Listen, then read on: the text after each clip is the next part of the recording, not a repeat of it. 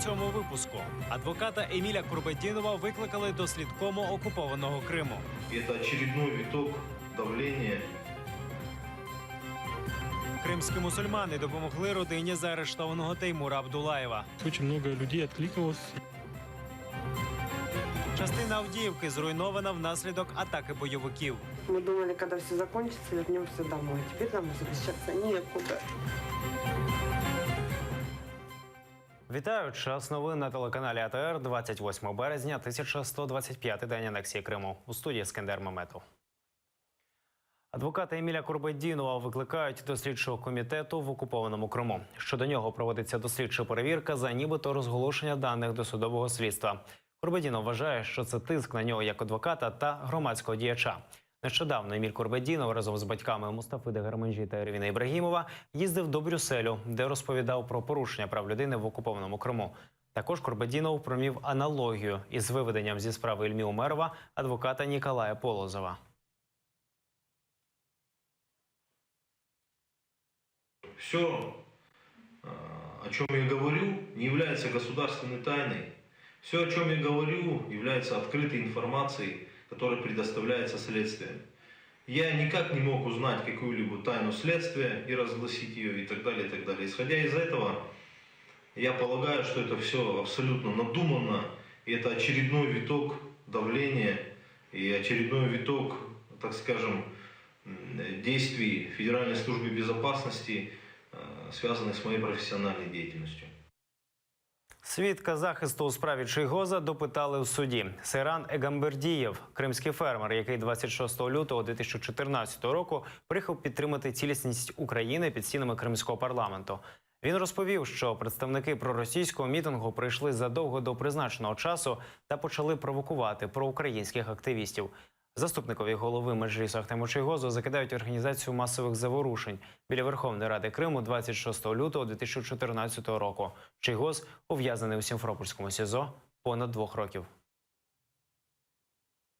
Он видел, как со стороны пророссийских митингующих в сторону проукраинских кидали бутылки. Он видел, как кидали стеклянные бутылки, видел, как кидали пластиковые бутылки. При этом он отметил, что никто из проукраинских митингующих заранее не готовил какие-либо предметы для применения насилия, палки, арматуры, черенки от лопаты и тому подобное.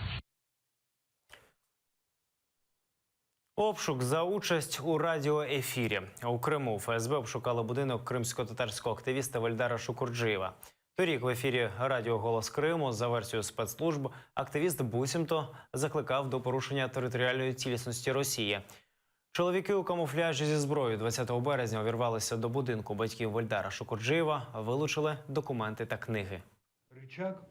У майбутнє Криму він сказав, що він бачить тільки в статусі кримсько-татарської національної автономії у складі України. Так, і що після деокупації, власне кажучи, це питання повинно бути вирішено, адже це є, так би мовити, безпека для цілісності української держави. Щодо того, щоб він говорив про якісь заклики були в ефірі, чи він висловлювався щодо територіальної цілісності Російської Федерації, цього абсолютно не було. Сила в єдності. Дружина та 5 дітей фігуранта так званої справи Хізбут Тахрір Теймура Абдулаєва жили в одній кімнаті недобудови. Але друг родини Ремзі Бакіров вирішив розмістити у Фейсбуці пропозицію гуртом допомогти Абдулаєвим. Організував акцію «Талака». На прохання відгукнулися з десяток кримських татар з усього півострова.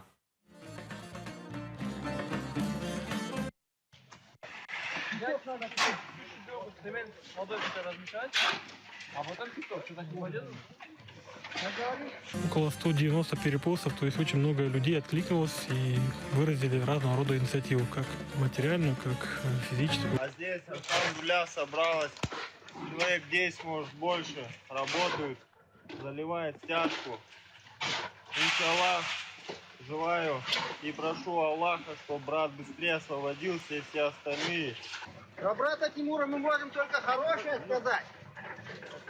Иншаллах, готовы всегда помогать, выручать. Справу про державну зраду Януковича розгляне Оболонський суд Києва. Так вирішив апеляційний суд столиці. Про це клопотав Печерський суд. Мовляв, там для цього немає суддів необхідної кваліфікації. Адвокати екс-президента України категорично проти. Вони наполягають на розгляді справи в Печерському суді, куди спершу направили справу колишнього глави держави. Повний текст сьогоднішнього рішення апеляційний суд оголосить 3 квітня. Після цього Оболонський суд впродовж 5 днів має призначити дату засідання. Це означатиме початок розгляду справи проти Януковича. Печерський суд мав змогу розглядати цю справу.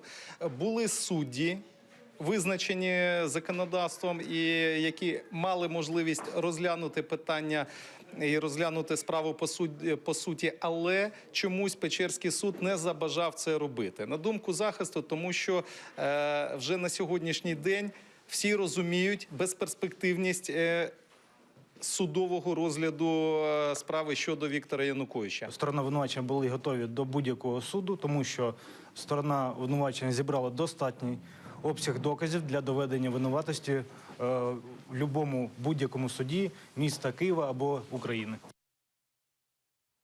Мешканці Авдіївки розповіли про наслідки бойових дій. Через обстріли з боку бойовиків незаконних республік у місті повністю зруйновані щонайменше 9 будівель. Місцеві мешканці збирають цінні речі зі зруйнованих помешкань та перебираються у іншу частину міста.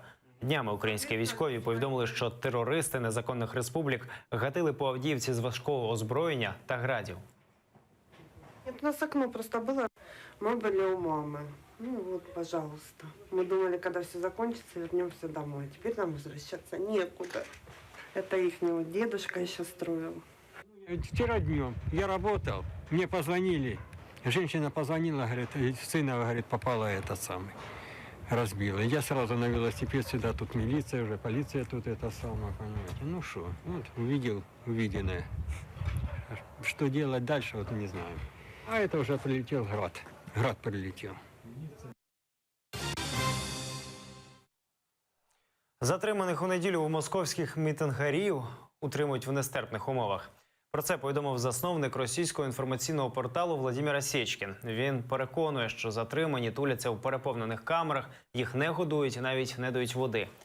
26 березня у декількох містах Росії відбулися масові антикорупційні акції протесту. Організував їх опозиціонер Олексій Навальний. За це його ув'язнили на 15 діб та оштрафували на 20 тисяч рублів. Кількість затриманих мітингарів лише у Москві сягнула 1030 людей. Молодежь не очень знала конкретных лозунгов, за которыми он выступает, даже не всегда знала Навального, но при этом она конкретно понимала, что у нее при этой системе, сложившейся системе, нет никакого будущего. То есть никаких социальных рисков нет, ничего. Навального або інших представників опозиції, які є на сьогодні, насправді ніхто серйозно не сприймає як можливого реального конкурента або можливу реальну альтернативу. Це скоріше прояв, навіть такий успіх порівняно з іншими, впізнаваність все-таки Навального. Я думаю, що це все-таки більше прояв того, що є запит на певні зміни. Білий дім засудив масові затримання в Росії учасників мітингів проти корупції. Про це заявив речник Білого дому. Шон Спайсер наголосив, що подібні заходи суперечать демократичним цінностям. Америка обурена такою жорстокою боротьбою зі свободою слова і слідкуватиме за ситуацією. Силовий розгін і затримання активістів раніше засудили і в Євросоюзі. Задержание мирных демонстрантов, правозащитников и журналистов – это оскорбление основных демократических ценностей. Мы обеспокоены арестом лидера оппозиции после его прибытия на митинг, а также обысками в его антикоррупционном фонде. США будет следить за ситуацией, и мы призываем правительство России немедленно освободить всех мирных демонстрантов. Унаслідок бомбардування західного Мосулу загинули сотні мешканців. Ця частина міста перебуває під контролем угрупування «Ісламська держава». Наступ на західний Мосул здійснює іракська урядова армія за підтримки з повітря міжнародної коаліції під проводом Сполучених Штатів Америки. Місцеві мешканці не втікали, бо неодноразово одержували інструкції від іракської влади за будь-яких обставин залишатися вдома. Будинки падали просто на наші голови. Ми втікали, полишивши усе майно. Нас цілком могли спіймати, коли ми втікали.